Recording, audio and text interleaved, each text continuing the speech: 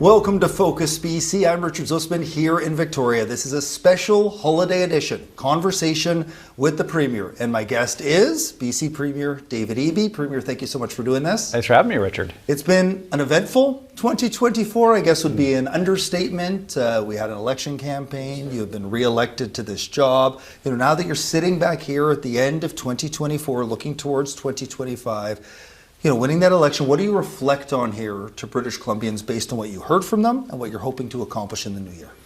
Well, I think I said shortly after the election, that I learned more in the 72 hours of the election night period than I had in the previous 2 years on the job.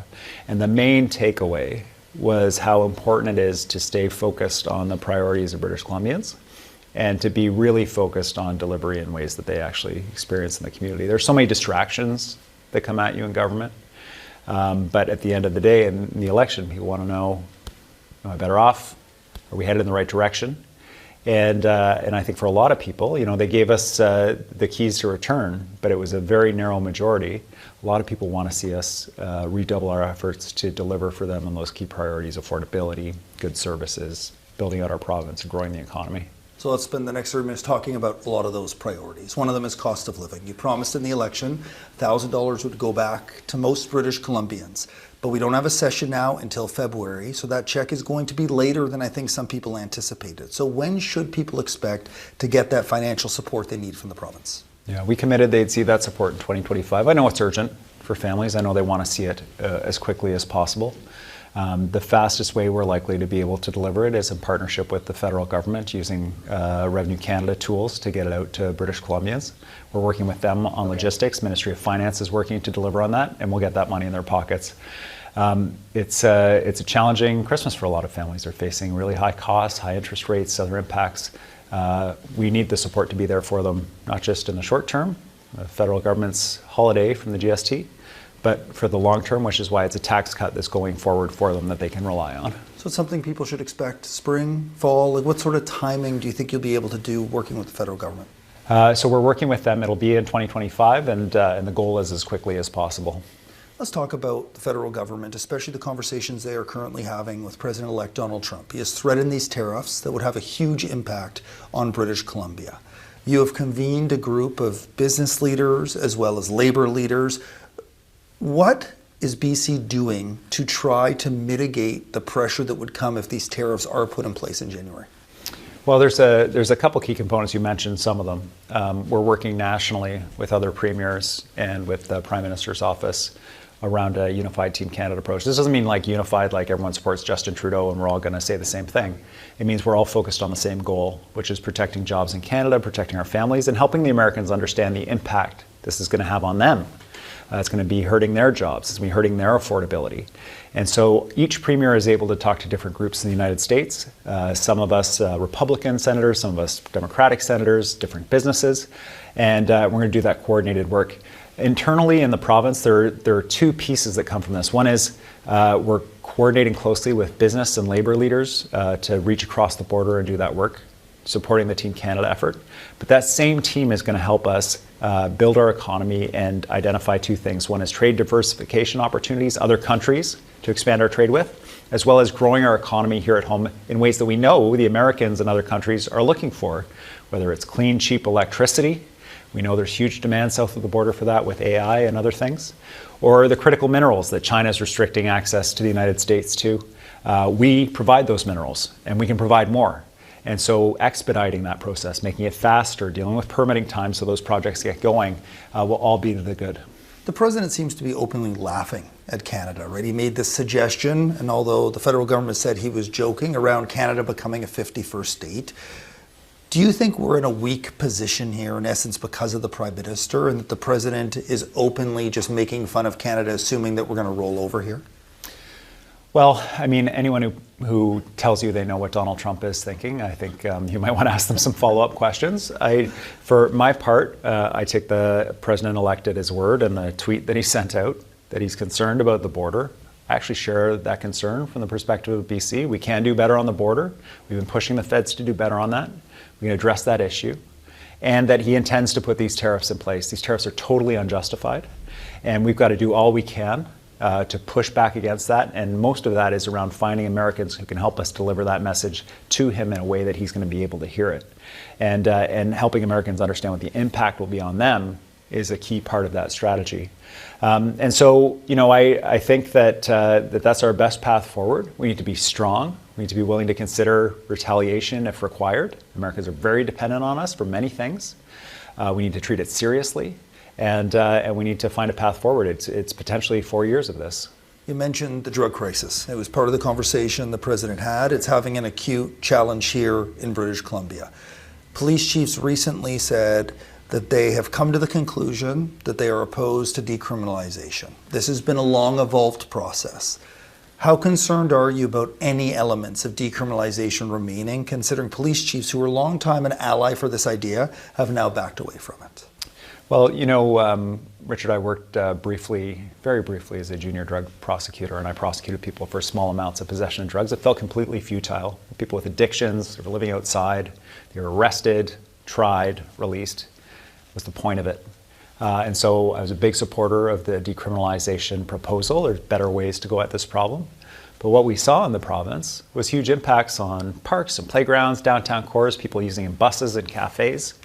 I think that the original reason why I supported it was why many police officers and chiefs supported it too. But we all saw what happened here when we tried it. And we had to go back to criminalizing even possession of small amounts in public spaces. We still have areas that are carved out around safe consumption sites. We want people to go there to connect with the healthcare system. If police identify issues with that we need to address, we'll address that. It's a hard problem. And we're going to have to try different things, and if they have unintended consequences or they're not working the way we want, then we have to change that. I take some comfort in the fact that it appears that overdose deaths are going down in the province, and still knowing that one death is too many for so many people who've lost loved ones. You also change your thinking around involuntary care. We still see people on the streets every day in Metro Vancouver, in downtown Victoria, that have severe brain injuries. They have severe mental health challenges. Many believe these people should be in places where they're getting support. Why hasn't the public seen this involuntary care program start to evolve to a point where those people are being put in places where they can get the support to make themselves feel safe, but also the public feel safe? So our point person on this issue is a huge concern for so many British Columbians. They just see people struggling, or they see a violent attack that's connected with brain injury, mental health issues, addiction. Our point person on this is Dr. Vigo. He's an expert in psychiatry. He's worked through the interregnum, through the election time and the period between the election and the formation of the new government. His directive to emergency rooms to support physicians and nurses with knowing when they can involuntarily detain someone under the Mental Health Act, provide clarity, because one of the things he identified early on was there was different understandings in different hospitals and different health authorities about what they could and couldn't do. To standardize that across the province is coming out imminently. The new beds in Maple Ridge, at Alouette, at the Surrey Pretrial Centre for people who are in custody and struggling in this way, so they can get the care they need, are opening in the spring. And we've had a number of local governments, regional districts, that have reached out and said, look, we've got a space that would be appropriate. And the new Minister of Health will be vetting those locations with her team so we can expand this as quickly as possible. We want to make sure of two things. One is that the people who are using these facilities get the care they need, and that the facilities are appropriate and dignified, more dignified than somebody lying down in the middle of the street. Yeah, and are you worried it's moving too slowly? Because people are still seeing that, people lying on the streets. There are rare cases where people commit crimes. Like, are you still worried that this is not moving fast enough for the public, considering that they want to see changes in this regard? Yeah, this is not a problem that's going to be solved with any one strategy. I think involuntary care for a small group of people is going to be a significant impact. There's a small group that can cause a huge amount of chaos.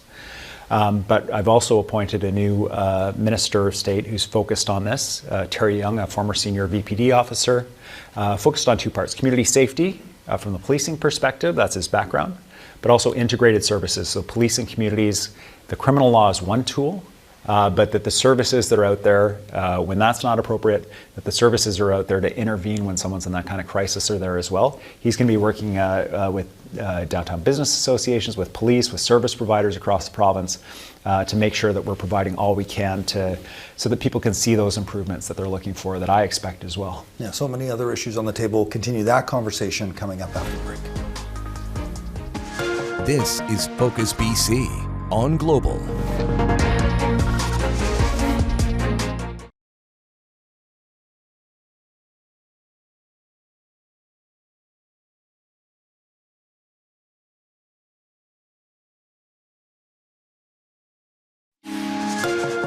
This is Focus BC on Global. Welcome back. Happy holidays. Merry Christmas. Conversation continues with Premier David Eby. The economy is so important in this province. Business leaders throughout the campaign expressed concerns that your government wasn't engaged enough with their concerns. They've mentioned things like speeding up permitting, as well as ensuring that there's growth in the private and public sectors at the same time, especially that private sector growth. What do you say to the business community concerned that your government's not moving fast enough to expand the economy here and to improve issues like permitting? Yeah, I mean, it's absolutely vital for us to be faster on permitting. And it sounds a bit abstract, but it translates into real impacts for British Columbians, both in terms of jobs for them and their families, but also revenues for provincial government to provide social supports and other programs for us across the province. You're going to see a lot of work from us on this. Minister Dix will be making an announcement about how we're going to expedite our call for power for clean electricity that's going to be for sale to Alberta and the United States, creating jobs and resources here in BC. We've committed to fixed timelines for the mining industry and a dedicated minister to make sure that that gets done. We have 17 mine proposals across the province supporting trade, with China restricting access to some minerals. BC Minerals can take that place, but we've got to get those things built. So it's a big priority for us, and we're going to make sure we do that. I mean, some good news is that our province grew the fastest of any province in Canada in terms of our GDP last year. But we know we've got more to do, and we can grow faster, and that growth will produce prosperity for families and resources for the programs that we know people expect, like healthcare. Yeah, so let's focus in on healthcare. A recent study showed that from April 2023 to March 2024, 15% of emergency room visits are ones that should have been dealt with in primary care. Do we need to do a better job to ensure that people are not using the emergency room when they need primary care, and at the same time ensuring that people know that they have primary care readily available to them so they don't have to lean on the emergency room? Yeah, absolutely. I mean, it's so vital for people to have that family doctor. Our whole system is built around the family doctor as the gateway to different parts of the system, but also to help manage chronic health conditions so you don't end up in the emergency room, or as a place to go so you don't have to rely on the emergency room. So it's been a big focus of ours. We've showed some success on this. 123,000 people in that period from April to October got connected to a family doctor. We're connecting thousands of people a week right now, and so people should register on the Health Connect registry. So I feel good about the direction we're headed on that one. The stubborn problem of closed emergency rooms and rural and remote access to healthcare continues to be a challenge. So you're going to see us shift from sort of more cooperative, collaborative approach with the College of Physicians to a more directive approach. We need you to approve immediately anyone who's licensed to practice as a nurse or doctor across Canada to work in BC. They need to be able to get to work right away. We need to make sure that internationally trained doctors from similar jurisdictions are approved within 6 weeks. We're going to require them to do this. And we're going to get rid of the red tape that stops doctors and nurses from moving around between emergency rooms in the province that can delay or prevent someone from taking a shift that could keep an emergency room open. So we'll be more directive about this. British Columbians sent us with our marching orders, and we're very clear on that. When should we expect those directives to be in place? The health minister's working on it right now. There's other issues around healthcare, largely pushed due to our immigration challenges. We have seen massive population growth in this province over the last 2 years. I think the figure we're still using is 250,000 new British Columbians over 2 years. That continues to grow. That's why those numbers changed. Do we need more from the federal government to allow us? I know this is something you promised during the campaign, but it doesn't seem like Ottawa's willing to listen. So what will you do to ensure that BC has greater control over the types of immigrants that come here, to ensure they match up with the demand that we need for work, to ensure that people have access to healthcare, to education, to our roadways, to all the services that British Columbians count on? Yeah, we set records in our province for population growth the last couple of years, and people can really feel it, especially in areas like south of the Fraser. Demand on emergency rooms like at Surrey Memorial Hospital, schools, portables, challenges. I had a meeting with a superintendent from the Langley area who's told me laid awake worrying about the number of kids who are going to show up in September. So that's not a sustainable immigration system. British Columbians, I believe, support immigration. They know that this is a cornerstone of our province. Many of them are immigrants themselves, came here. But that support is conditional on the fact that we're able to support people who are coming to British Columbia with what they need to be successful. When I went to the food bank and they told me 70% of the people who are using the food bank have been in the country for 2 or fewer years, that's not a sustainable immigration system. And so the feds have gotten that message. They've really cut the numbers down. Yeah. The problem is we have major sectors like construction and childcare and healthcare where we need to be recruiting and retaining those internationally trained professionals, including in areas like tech and other areas. So, I mean, we don't want to throw the baby out with the bathwater here. I know that Ottawa wants to move quickly, but by handing that capacity over to the province, we can do a better job of it. We have about a minute left in this conversation. Housing has also been under huge pressure due to immigration. We recently saw Sooke vote against the province's density push, the legislation that would require 6 houses on single-family lots or allow people to do that. Are you concerned about the pushback from municipalities? In essence, they are saying enough is enough from government when it comes to mandating them to put in density in communities where they don't believe they can handle the density. Yeah, I mean, the people of Sooke and the people who would like to live in Sooke but can't because they can't afford a single family home deserve the chance to buy a place that's a townhome or that's a triplex. I mean, these are reasonable things, and that's why more than 90% of municipalities across the province have already implemented these rules. We'll work with Sooke and try to address the concerns they have so they can get to a place where they can pass it voluntarily, and if not, we'll impose it on them. And the reason for it is not any sort of bad feelings about Sooke. It's just that we need this kind of housing in the province. We need people to have that chance to get in on the housing ladder and have a decent place to live. They need services, and they don't feel the province is providing the services they need to support density.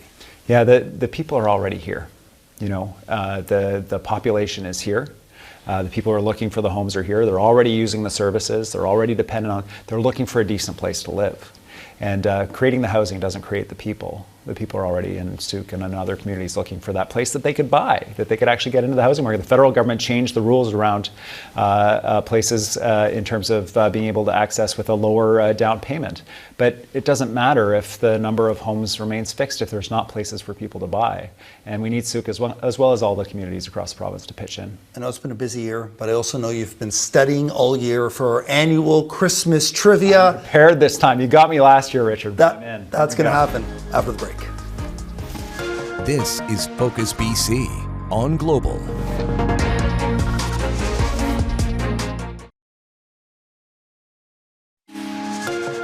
This is Focus BC on Global. Merry Christmas, happy holidays. Welcome back to our conversation with the Premier. So 2024, obviously a very significant year. You won an election, had a baby. Baby Gwen will be at home along with your 2 other kids. Are you excited about Christmas time with a baby?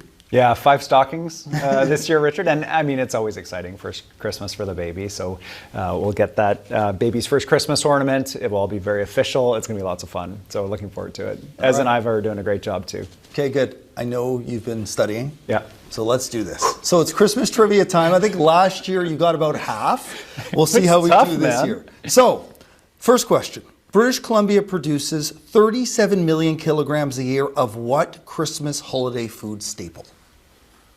37 million. Cranberries. There we go. 1 for 1. Premier's off to a good start here. Hey. How many locally grown Christmas trees are sold in BC every year? Wow. I don't know. Just throw a number out there. 200,000. Very close. We're going to give it to you. It's 150,000. Oh, price is right. 550,000 cut Christmas trees are sold here. The industry worried not enough workers to make that happen. So maybe that's on the immigration list as well, Christmas tree workers. What BC town is closest to the North Pole? Lower Post?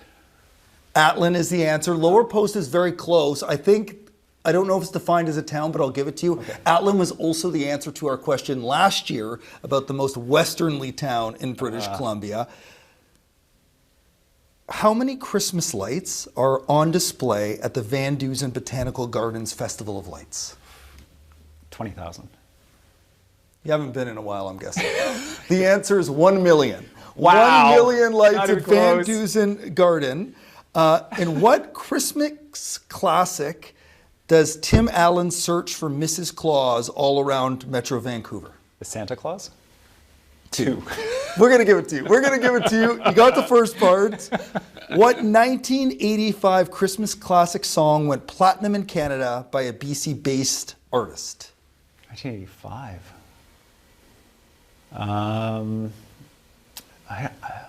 Who would that be? Come on. It is one of the top 5 greatest selling BC artists of all time. Maybe number 1. I don't know, Richard. You stumped me. It is Bryan Adams, and the song is Christmas Time. And the last one, when is the World of Science coming out with a Christmas album? Yeah, totally. We're working on it right now. Yeah, that is the Premier's former band. Also want to finish with this. So it's one of the 2. So trivia is over. You did better. In your house, is it gingerbread or shortbread? I think shortbread is more likely to be seen at our house. For you and Kaylee, eggnog or Christmas punch? Eggnog is huge. Big time. Yeah. Okay. Eggnog's a big deal at our house. Canned or fresh cranberries?